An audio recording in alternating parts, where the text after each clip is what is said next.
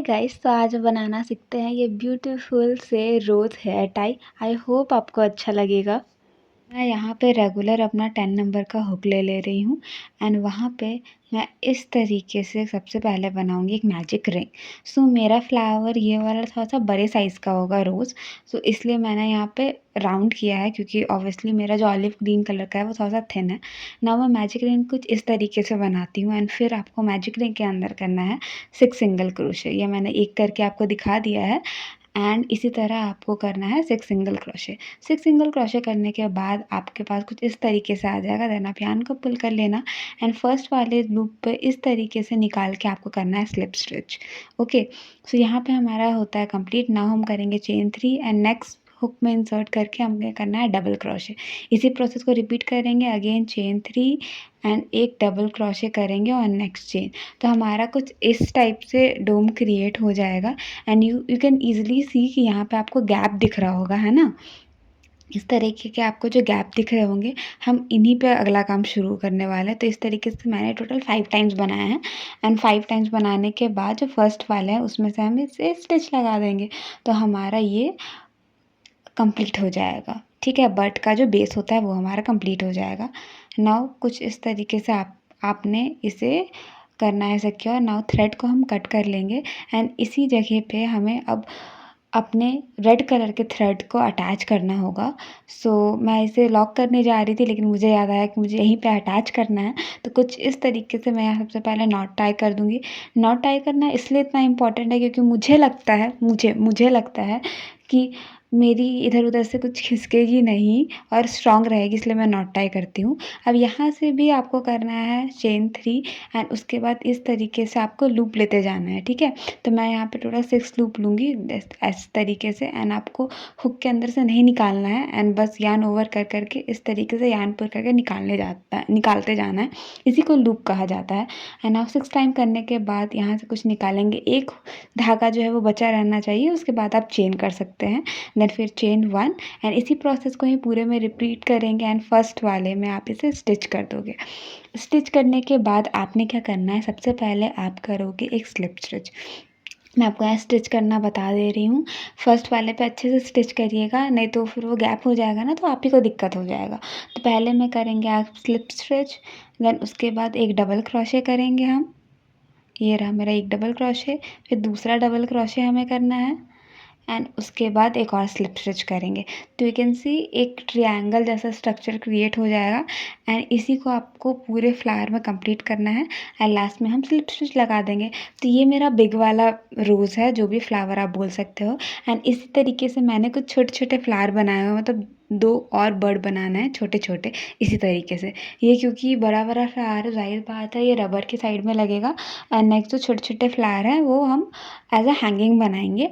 तो इस यान को सिक्योर करने के बाद आपको पता है मैं कैसे सिक्योर करती हूँ, बस यान को इधर उधर से आपको इस साइड के होल में से निकालते जाना है एंड आप क्लियरली देख सकोगे कि यहाँ से अब हमारा जो थ्रेड है जो एक्स्ट्रा निकल चुका है वो अब धीरे धीरे सिक्योर होने लगा है 1 बाय 1 करके।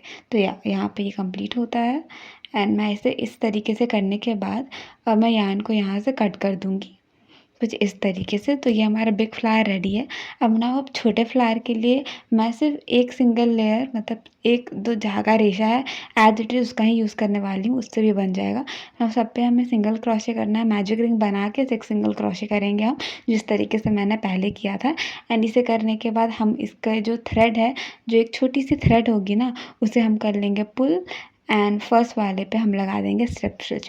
फर्स्ट वाले पे स्लिप स्टिच लगाने के बाद कुछ इस तरीके से स्लिप स्टिच लगता है, लाइक एक ही यान को लेके करना है। नाउ चेन 3 एंड उसके बाद डबल क्रोशे करेंगे और नेक्स्ट चेन एंड कुछ इस तरीके से डबल क्रोशे मैं कर दूँगी एंड ये हमारा बनते चला जाएगा। जैसे हमने बड़े वाले में किया था वैसे ही छोटे वाले में करेंगे एंड अब छोटे वाले को भी हम अच्छे से फर्स्ट वाले चेन के साथ स्टिच कर देंगे। अब आपको पता है कि लूप कैसे बनाना है। मैंने वहाँ पे 6 लिया था ना, पर यहाँ पे तो हमारा छोटा वाला वर्जन है, तो मैं यहाँ पे 3 से 4 लूँगी। प्रोबेबली ये बहुत ज़्यादा छोटा ना बने, इसलिए मैं 3 यहाँ पे लेना चाहती हूँ। सो बस आपको 3 यहाँ पे लूप लेने हैं कुछ इस तरीके से। 3 लूप लेने के बाद इस तरीके से yarn निकालिएगा, एक थ्रेड बचे रहने दीजिएगा और उसके बाद चेन 1 करके सेम प्रोसेस बाकी में भी रिपीट करिएगा, लाइक 3 लूप। एंड इसी तरीके से हमारा ये रोज़ कंप्लीट हो जाएगा। रोज़ कंप्लीट होने के बाद हम अपने फर्स्ट स्टिच में इसे लगा देंगे चेन। अब नाउ हमें करना है एक इस तरीके गैप में एक स्लिप स्टिच, एक डबल क्रोशे करना है एंड उसके बाद एक स्लिप स्टिच करेंगे, यानी एक सिंगल क्रोशे करना। एंड इस तरीके से यहाँ भी एक ट्रायंगल क्रिएट हो जाएगा, बस थोड़ा सा छोटा ट्रायंगल क्रिएट होगा, लेकिन जो हमारा फ्लावर के साइज़ का है उसके अकॉर्डिंग ये ट्रायंगल काफ़ी ज़्यादा अच्छा है।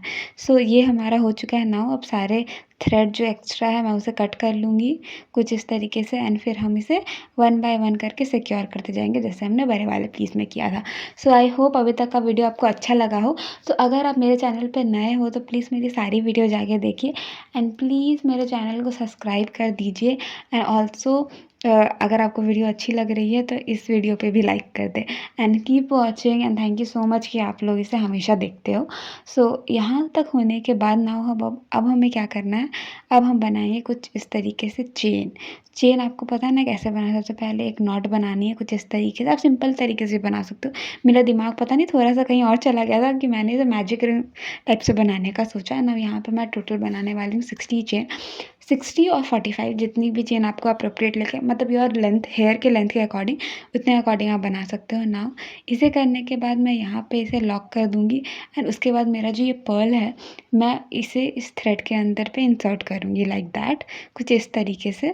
एंड यहाँ पे मैं इसे इंसर्ट करने जा रही हूँ, या you can clearly see that कि पर्ल लगाने के बाद इसका लुक ऑटोमेटिकली इन्हांस हो जाता है, मतलब ये इतना अच्छा हो जाता है कि मैं क्या बताऊँ।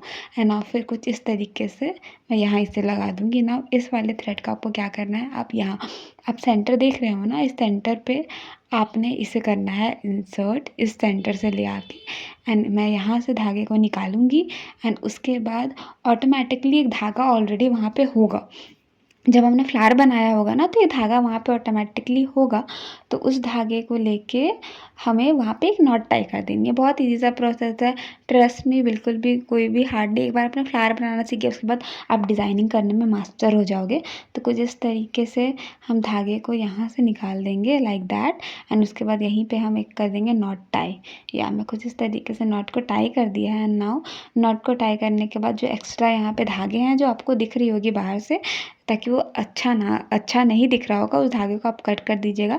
एंड इसी तरीके से मैंने टोटल 2 बनाए हैं क्योंकि मैं यहाँ पे 2 लूप का बनाने वाली हूँ ना। इन दोनों धागों को सबसे पहले तो आपने क्या करना है, इस बड़े वाले फ्लावर का जो ये वाला हिस्सा है इस जगह से इस धागे को निकालना है जैसे मैं आपको बता रही हूँ।